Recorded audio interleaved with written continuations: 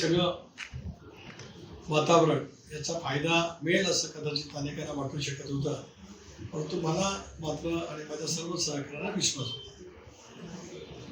शेकाप यावेळी चाललं नाही.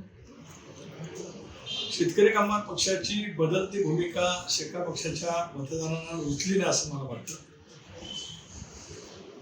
2004 सालामध्ये शेतकरी कामगार पक्षाने निवडणूक लढवली, 2009 सालामध्ये शिवसेनेच्यावर युती केली, 14 सालामध्ये सुट्टेदार निवडणूक लढवली, 19 मला पाठिंबा दिला, आता गीतेला पाठिंबा दिला. ही जी काही बदलती भूमिका सातत्याने राहिली ही शेतकरी कामगार पक्षाच्या मतदारांना फारशी रुचली नसावी असं मला स्वतःला वाटतं. एक, विधानसभेच्या निवडणुकीमध्ये रायगडमधून ज्यांचा एकही आमदार न आला, त्यानंतर धैर्यशील पाटील यांचा भारतीय जनता पक्षामधला प्रवेश, शेतकरी कामगार पक्षाचं प्राबल्य, पक्ष आहे, पक्षाची मतं नक्कीच आहे, ते त्या ठिकाणी घेतलेलं पाहायला मिळतं.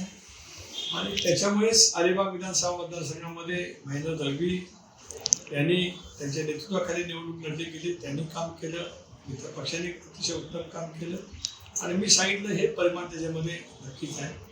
अलिबागमधल्या काँग्रेसच्या मतदारांनी सुद्धा मला मतदान केलं असावं अशी माझी दाट भावना आहे. 27,000 मतं नोटाला मिळाली, काय म्हणाल? त्याचा कुणाची अनालिसिस नाराजी मी असेल? वेगवेगळ्या पद्धतीने करतोय. आता हा राग आहे की कदाचित ज्या घटकांच्या बद्दल प्रामुख्याने प्रश्न निर्माण करण्याचा प्रयत्न केला गेला त्या घटकाशी माझी असलेली ऋणानुबंधाचे संबंध लक्षामध्ये घेता त्यांना मलाही मत देता येत नव्हतं आणि माझ्या विरोधातही मतदान करायचं नव्हतं. त्यामुळे माझ्याजवळ प्रेम असणारे सुद्धा कदाचित त्या कंपल्शनच्यामुळे त्यांनी मतदान केलं असेल, ते सुद्धा नोटाला मतदान करू शकतात.